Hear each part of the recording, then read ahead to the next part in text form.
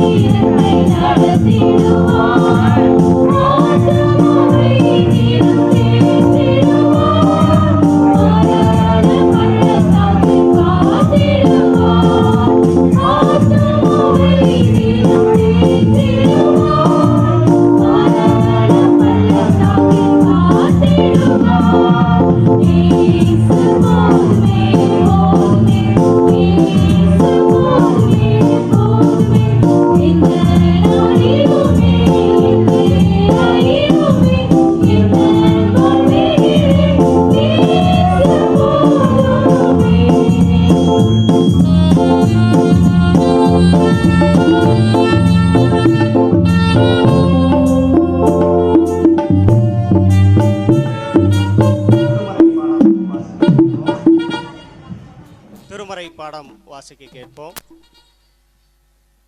1 யோவான் 3ஆம் அதிகாரம் 11ஆம் வசனத்திலிருந்து 16ஆம் வசனம் முடிய நாம் வாசிக்க கேட்போம். நாம் ஒருவரில் ஒருவர் அன்பு கூற வேண்டும் என்பதே நீங்கள் ஆதி முதல் கேள்விப்பட்ட விசேஷமாயிருக்கிறது. பொல்லாங்கனால் உண்டாயிருந்து தன் சகோதரனை கொலை செய்த காயினை போல இருக்க வேண்டாம். அவன் எது நிமித்தம் அவனை கொலை செய்தான்? தன் கிரியைகள் பொல்லாதவைகளும் தன் சகோதரனுடைய கிரியைகள் நீதியுள்ளவருமாய் இருந்ததினால் நிமித்தம் தானே. என் சகோதரரே, உலகம் உங்களை பகைத்தால் ஆச்சரியப்படாதிருங்கள். நாம் சகோதரரிடத்தில் அன்பு கூறுகிறபடினால் மரணத்தை விட்டு நீங்கி ஜீவனுக்கு உட்பட்டிருக்கிறோம் என்று அறிந்திருக்கின்றோம். சகோதரனிடத்தில் அன்பு கூறாதவன் மரணத்திலே நிலை கொண்டிருக்கிறான். தன் சகோதரனை பகைக்கிற எவனும் கொலைபாதகனாய் இருக்கிறான். மனுஷ கொலைபாதகனாய் இருக்கிறவன் எவனோ அவனுக்குள் நித்திய ஜீவன் நிலைத்திராது என்று அறிவீர்கள். அவர் தம்முடைய ஜீவனை நமக்காக நாமும் சகோதரனுக்காக ஜீவனை கொடுக்க கடனாளிகளாய் இருக்கிறோம் என்பது. கிறிஸ்துவுக்குள் அன்பானவர்களே, இந்த சிலுவை காட்சி நாடகத்தை கண்டுகளிக்க வந்திருக்கக்கூடிய நம்முடைய குருசகரத்தை சார்ந்த இறை மக்கள் மற்றும் சகோதர திருச்சபைகளை சார்ந்த இறை மக்கள் அனைவரையும் அன்போடு வாழ்த்தி வரவேற்கிறோம். நாம் ஆண்டவரை நோக்கி ஜெபம் செய்வோம். எங்களை நேசிக்கிற அன்பின் நல்ல கடவுளே, ஆசீர்வதிக்கப்பட்ட இந்த நாளிலும் ஆண்டவரே, நீர் சிலுவையிலே மரித்த நாளாக நாங்கள் இந்த பெரிய வெள்ளிக்கிழமை நாளை நாங்கள் காலை முதல் ஆண்டவரே உம்முடைய சிலுவை தியானத்தை நாங்கள் தியானிக்கக்கூடிய மக்களாக, இன்று மாலையிலும் ஆண்டவரே நீர் சிலுவையிலே பட்ட பாடுகளை நாடகமாக நடிக்கும்படியாய் நீர் கொடுத்த கிருபைக்கு நன்றி செலுத்துகிறோம். இப்பொழுதும் ஆண்டவரே இந்த நாடகத்திலே நடிக்கின்ற ஒவ்வொரு உம்முடைய பிள்ளைகளையும் ஆண்டவர் நீர் ஆசிர்வதியும். ஆண்டவரே, இந்த நாடகத்தை நடிப்பதன் மூலமாக, இதை கண்டுகளிப்பதன் மூலமாக கடவுள் நீர் எங்கள் மீது வைத்திருக்கக்கூடிய அன்பு இன்னதென்று அறிந்து ஆண்டவரே எங்களை ரட்சிக்கும்படியாய் மீட்கும்படியாய் உம்முடைய நேசகுமாரனாய் ஆண்டவர் இயேசு கிறிஸ்துவை இந்த பூமிக்கு அனுப்பினதை நாங்கள் நினைவு கூர்ந்து உம்முடைய அன்பிலே நாங்கள் நிலை நின்று உம்முடைய பிள்ளைகளாய் வாழ கிருபை தாரும். தொடர்ந்து இந்த நிகழ்வுகள் முழுவதும் உம்முடைய பிரசன்னத்தினால் நிறைத்து ஆசீர்வதியும் வழி நடத்தும். இயேசுவின் நாமத்தில் ஜெபிக்கிறோம் எங்கள் நல்ல கடவுளே, ஆமென். எதற்காக கூடியிருக்கிறோம், இங்கே என்ன நடக்கப் போகிறது என்று உங்களுக்கு தெரியும். 7 வார்த்தை தியானத்தின் மூலமாக நாம் தெளிவாக இருக்கின்றோம். யாரும் புதியவர்கள் அல்ல. ஒருவேளை நண்பர்களாக புதியவர்களாக வந்திருப்பவர்களுக்காக ஒரு சில வார்த்தையை சொல்லி நான் திரும்பி செல்கின்றேன். கெத்செமனே தோட்டம் நம் அனைவருக்கு தெரியும். இயேசுவை சிலுவையிலே அறையப் போகிறார்கள். அவரை கைது செய்ய படை வீரர்கள் திரளாக வந்து கொண்டிருக்கிறார்கள். உடன் குதிரை படை வீரர்கள் வந்து கொண்டிருக்கிறார்கள். அதற்காக இந்த நிகழ்ச்சி என்னை விட்டு நீங்க கடவுது என்று சொல்லி இயேசு குருவானவர் தன்னுடைய சீஷர்கள் பேதுருவையும் மற்ற 2 சீஷர்களையும் அழைத்துக் கொண்டு கெத்செமனே என்ற தோட்டத்திலே, இப்ப இந்த இடம் கெத்செமனே தோட்டமாக மாறப்போகிறது, இந்த தோட்டத்திலே ஜெபிக்கிற நிகழ்ச்சி ஆரம்பமாகிறது. அதைத் தொடர்ந்து அவர் காட்டி கொடுக்கப்படுகிறார். அதைத் தொடர்ந்து கைது செய்யப்படுகிறார். அதைத் தொடர்ந்து பிலாத்து அவரை அடிக்க ஒப்பு கொடுக்கிறார். அதைத் தொடர்ந்து ஆண்டவரை எப்படியெல்லாம் கேள்வி கேட்க வேண்டுமோ மத குருமார்கள் கேள்வி கிண்டலாக கேள்வி கேட்கிறார்கள். அதைத் தொடர்ந்து சிலுவை பாதை பயணம். மூப்பர்களான மத தலைவர்களின் சங்கம் ஒன்று கூடி எப்படி இயேசுவை ஒழிக்கலாம் என ஆலோசித்தனர். அப்பொழுது 12 சீஷர்களில் ஒருவனாகிய யூதாஸ் காரியோத்து இயேசுவை காட்டிக் கொடுக்கும்படி பிசாசினால் ஏவப்பட்டான்.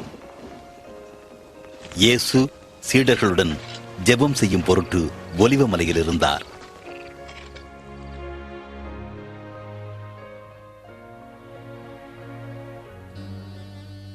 தந்தையே, எனக்கு வரும் துன்பத்தை நினைச்சா என் உள்ளம் கலங்குதப்பா, கலங்குதப்பா. ரொம்ப பயமா இருக்கப்பா.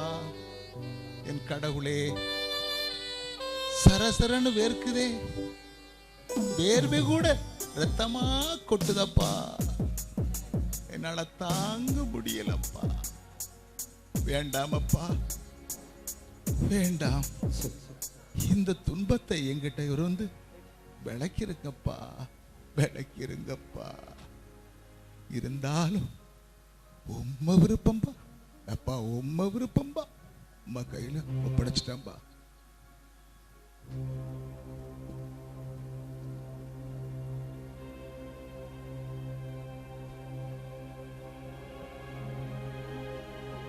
எழுந்திருங்கள், எழுந்திருங்கள். இன்று 3வது முறையாக நான் உங்களை தட்டி எழுப்புகிறேன். பேதுரு, இன்று சேவல் கூவும் முன் என்னை 3 முறை மறுதலிப்பாய். பாருங்க, இன்னும் சற்று நேரத்துல என்னை விட்டு எல்லாரும் ஓடி போய் விடுவீங்க. இதோ என்னை காட்டிக் கொடுப்பவன் அருகில் வந்து கொண்டிருக்கிறான்.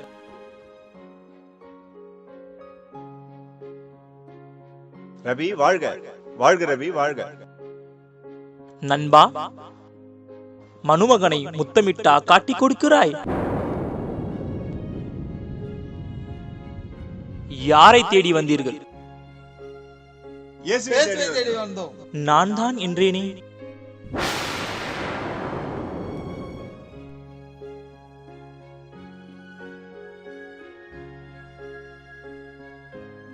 யாரை தேடி வந்தீர்கள்? நான் தான் என்று சொன்னேனே. நான் நாள்தோறும் தேவாலயத்தில் உங்களோடு போதித்துக் கொண்டிருக்கிறேனே, அப்போதெல்லாம் வந்து என்னை பிடிக்கவில்லையே. அம்மா, ஐயோ, வலிக்குதே வலிக்குதே. பேதுரு, வாளை உரையிலே போடு. வாள் எடுத்தவன் வாளால் தான் சாவான்.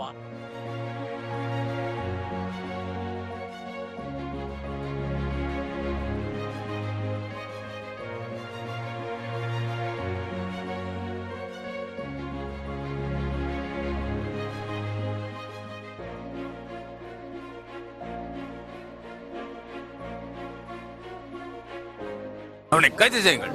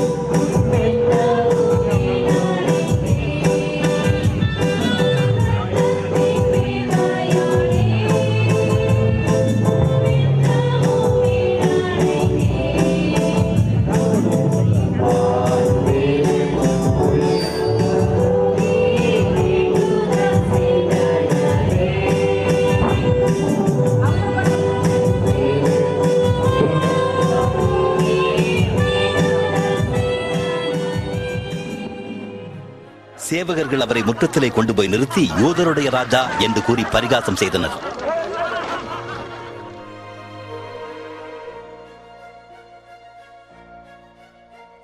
இந்த மனிதனும் இயேசுவோடு இருந்தவன் தான். அம்மா, இல்லை, நான் உன்னை அவரோடு பார்த்திருக்கிறேன். இல்லவே இல்லை. இவர்களை நான் ஒன்றாக பார்த்திருக்கிறேனே. சத்தியமா சொல்கிறேன், நான் அவரை பார்த்தது கூட கிடையாது. பேதுரு, சேவல் கூவுகிறதற்கு முன்னே நீ என்னை 3 தரம் மறுதலிப்பாய் என்று இயேசு சொன்னதை நினைவு கூர்ந்தார். ஆண்டவரே, உம்மை நான் அறியேன் என்று மறுதலித்து விட்டேன். ஆண்டவரே, உம்முடைய அன்பிலிருந்து என்னை விலக்கி விடாதே ஐயா.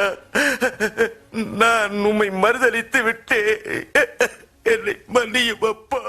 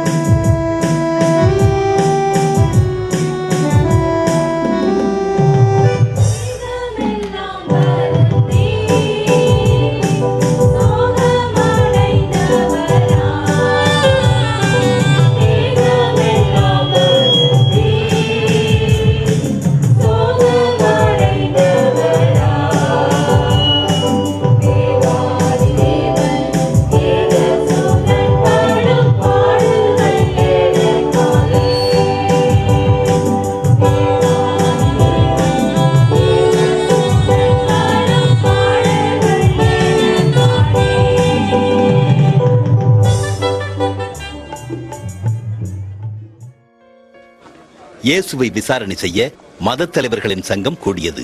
பிலாத்து ஆயிரக்கணக்கானவர்களை சிலுவையில் அறைந்து கொண்ட மிக கொடிய ரோம ஆட்சியாளன் இயேசுவை அவனிடத்திற்கு அழைத்துச் சென்றார்கள்.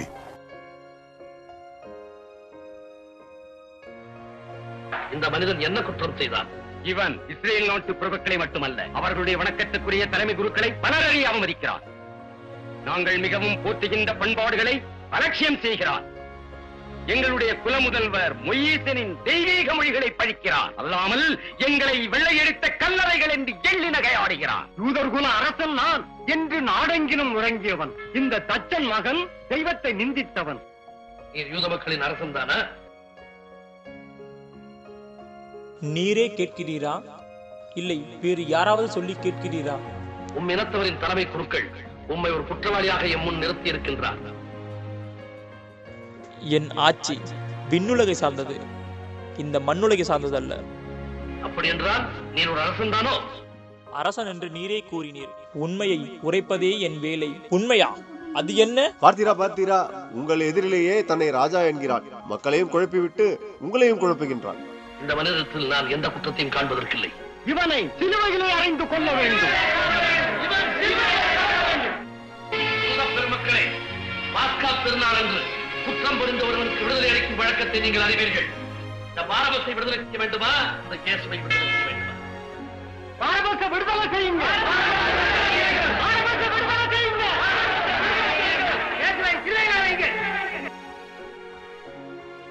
இந்த நீதியாளரின் இரத்த பலிக்கு நான் பொறுப்பாளி இல்லை, நீங்கள் தான் பொறுப்பு. அதற்கு அடையாளமாக இதோ என் கைகளை உங்கள் முன்னால் நானே கழுவி விடுகிறேன்.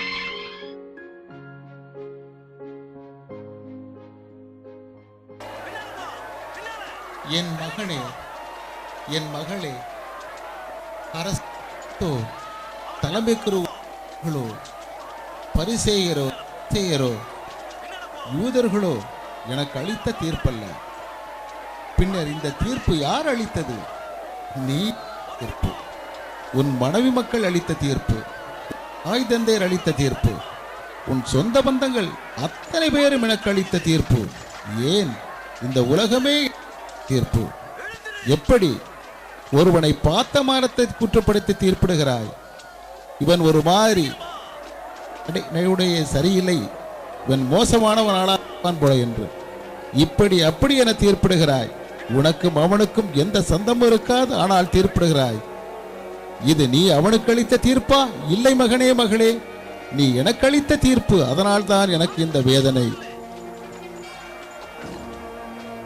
இது மட்டுமா? தெரியாத ஒருவனின் பெயரை சொன்னாலே ஐயோ அவனா அநியாயக்காரன், அக்கிரமக்காரன், கொலைகாரன், கலகக்காரன் என்று தீர்ப்பிடுகிறாய். இதுவும் நீ அவனுக்கு கொடுத்த தீர்ப்பா? இல்லை என் மகளே, மகளே, நீ எனக்கு அளித்த தீர்ப்பு. அதனால் தான் எனக்கு இந்த வேதனை, சோதனை.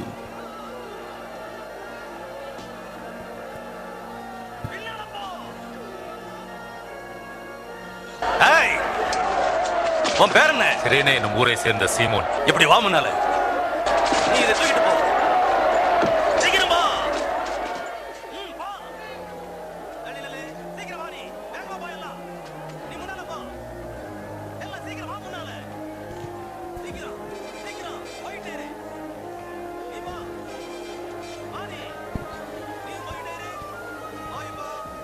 என்னையா கொடுமை, இதுக்கா நான் உன்னை பெத்தெடுத்து வளர்த்தேன்.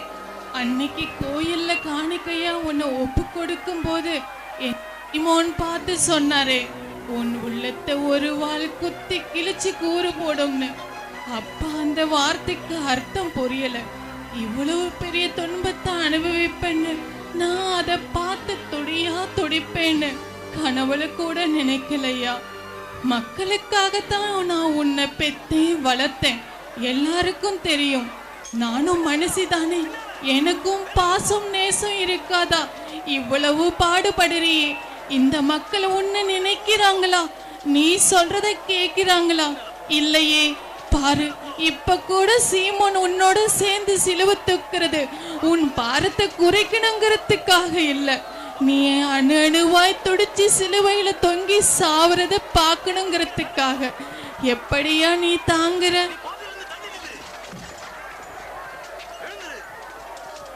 உங்களுக்கு ஈவு இறக்கமே இல்லையா? பாருங்க, என் பிள்ளைய நல்லா பாருங்க. மனித சாயலை என் பிள்ளைகிட்ட தெரியலையே. பெத்த எனக்கு அடையாளம் தெரியாத அளவுக்கு ரத்த கொறைய ஆக்கி வச்சிருக்கீங்களே.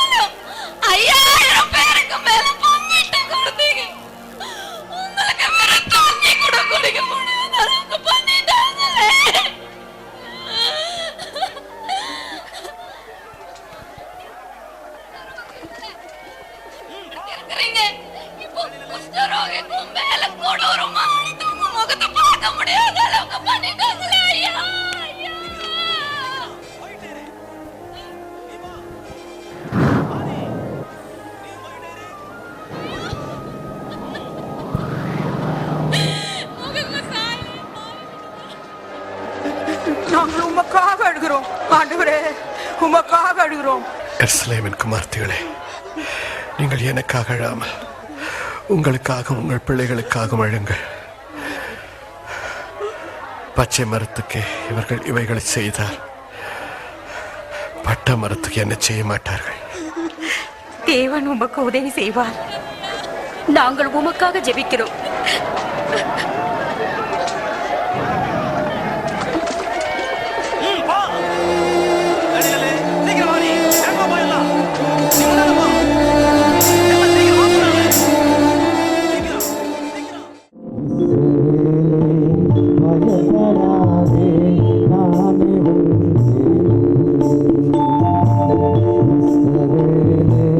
பயப்படாதே, நானே உன் தேவன்.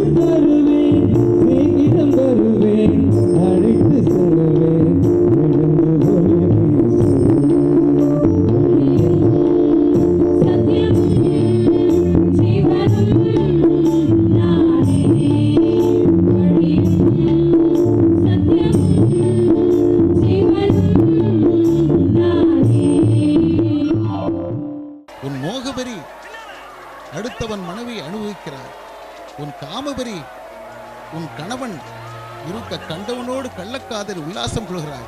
உன் பேய்வரி 5 வயசு 10 வயசு குழந்தைகளை பலாத்காரம் பண்ணி பைத்தியமாக்குகிறார். கேட்டால் யாரும் செய்யாததா என்கிறார். 2 வார்த்தைகளில் உனக்கு நீயே சமாதானப்படுத்தி அக்கிரமங்களை நியாயப்படுத்திக் கொள்கிறாய். இது நீயே தீர்ப்பளித்து பெருமிதம் கொள்கிறாய்.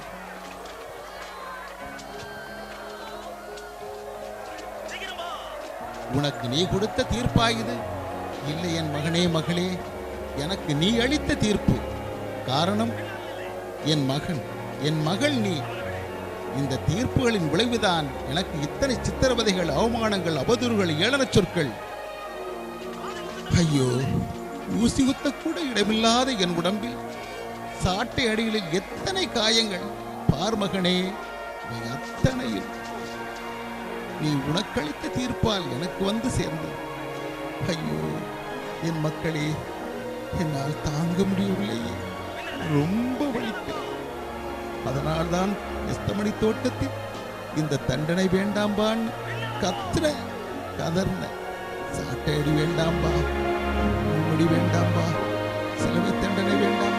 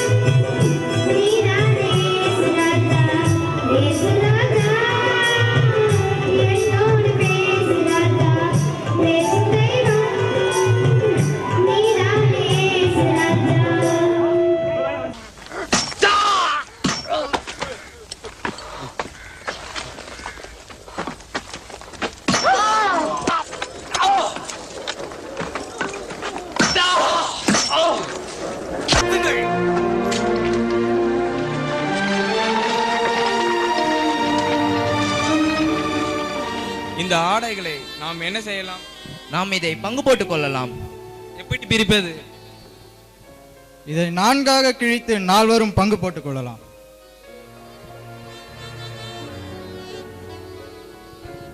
நால்வரும் பங்கு போட்டுக் கொள்ளுங்கள். இந்த அங்கியை நாம் என்ன செய்வது? அதே போல் பங்கு போட்டுக் கொள்ளலாமா? வேண்டாம், இது ஒரே ஆடையாலானது. நாம் இதை சீட்டுக்குழிக்கு போட்டு பார்க்கலாம்.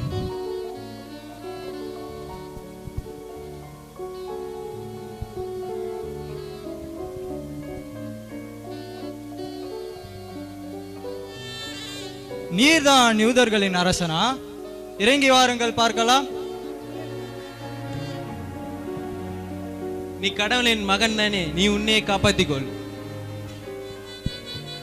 40 ஆண்டுகள் நாங்கள் கட்டின தேவாலயத்தை நீர் இடித்து 3 நாளில் கட்டிவிடுவாயா? எங்கே கட்டுங்கள் பார்க்கலாம்.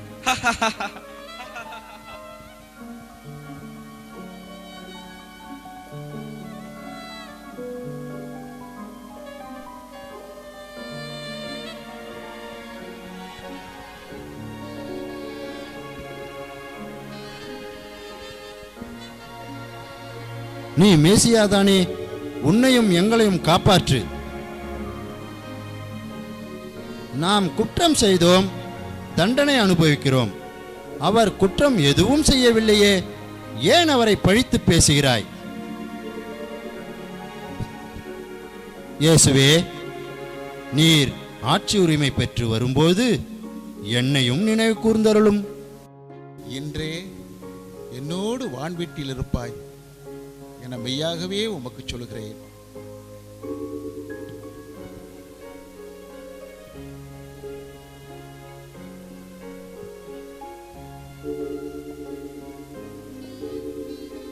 இதோ உம் தாய்,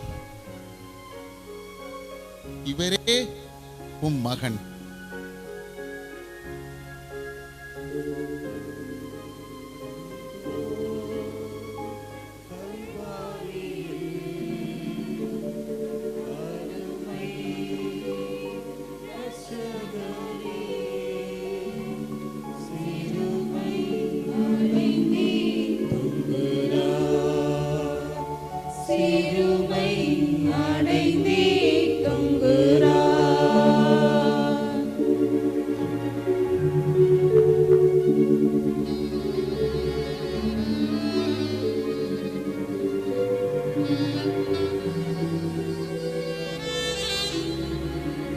என் இறைவா, என் இறைவா, ஏன் என்னை கைவிட்டீர்?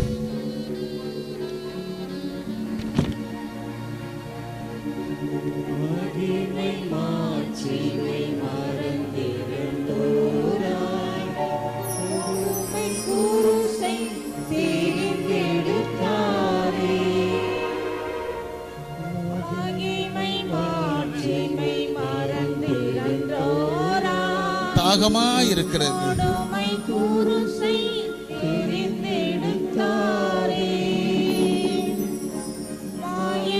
தந்தையே, என் உயிரை உன் கையில் ஒப்படைக்கிறேன்.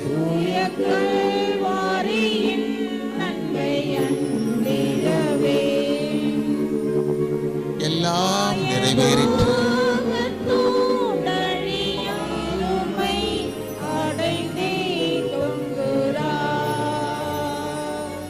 இறைவா, என்ன கொடுமை இது! என்னையா இது? என்ன இது? ஒரு தாயோட சாவ மகன் பார்க்கலாம், ஆனா ஒரு மகனோட சாவ தாய் பார்க்கவே கூடாது. ஆனா நான் பார்க்கிறேனே, ஒரு தாய்க்கு மகன் தான் இறுதி ஈம சடங்கெல்லாம் செய்வான். ஆனா என் மகனுக்கு என்ன ஈம சடங்கு பண்ண வச்சிட்டாங்களே. பெத்த பிள்ளைக்கு காய்ச்சல்னாலே ஒரு தாய் துடியா துடிச்சு போயிடுவாளே. என் கண்ணு முன்னாலேயே நீ சிலுவையில தொங்கி உயிர் விடுறத என்னால எப்படியா தாங்க முடியும்? இதோ உன் தாய்னு உன் சீடர்கிட்ட மட்டும் என்ன நீ ஒப்படைக்கலையா, இந்த உலகத்துக்கே என்ன ஒப்படைச்சிட்டையா.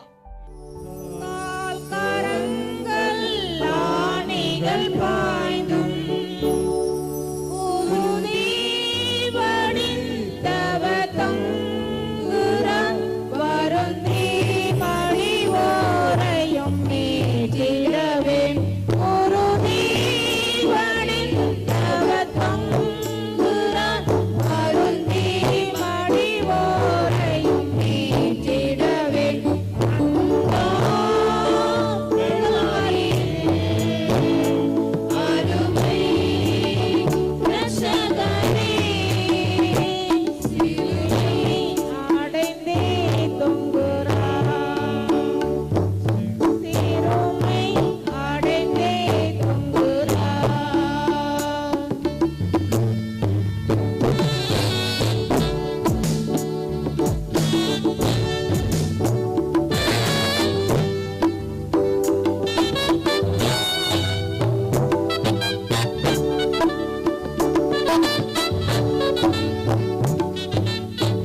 Thank you.